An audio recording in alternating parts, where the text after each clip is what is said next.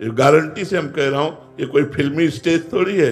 हाँ, एक उपाय हो सकता है, यदि आप भगवान की आराधना करें और भगवान से वर मांगे कि जो मेरे पति हैं ये 7 जन्म तक हमारे पति बने, और वो आशीष दे दे, वरदान दे दे, तो ये संभव हो सकता है, अन्यथा नहीं, क्योंकि दोनों के कर्म अलग अलग हैं।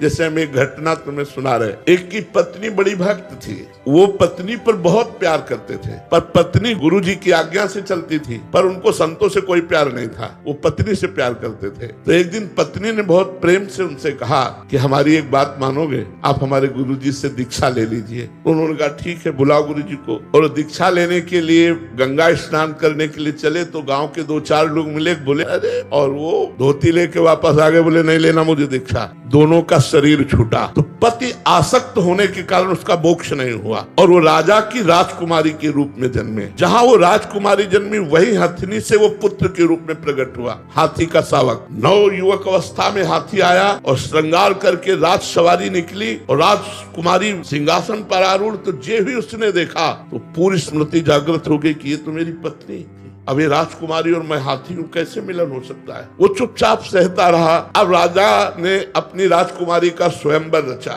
जे ही स्वयंवर की घोषणा हुई तो उसने खाना पीना सब छोड़ दिया। राजा को सूचना पहुंची, राजकुमारी विज्ञान संपन्न थी। उसने कहा इसकी औषधि मेरे को पता है, मुझे एक बार इसके समीप जाने दो। नजदीक गई और कान में कहा था गुरुदेव को वरण कर लो। नहीं वरण किया ना तो हाथी की योनि को प्राप्त हुए। सकुचाओ मत, तुम्हारे गले में जयमाला डालूंगी। जन्म में इतना भजन करूंगी कि आगे जन्म में हम फिर दोनों मिलेंगे। उसने ऐसा ही किया।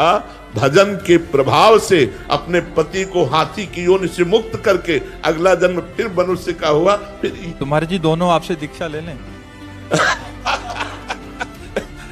हमने तो दीक्षा की बात न कहकर भगवान से वरदान की बात कही कि भगवान वरदान दे दे तो 7 जन्म क्या 700 जन्म तक, क्योंकि सृष्टि विधायक वही है। वो कलम चला दे कि ये जीवात्मा दोनों पति पत्नी के रूप में 1000 बार जन्मेंगे, तो 1000 बार जन्मेंगे, वो दोनों पति पत्नी होंगे। भगवान के विधान के सिवा कोई दूसरा विधान नहीं।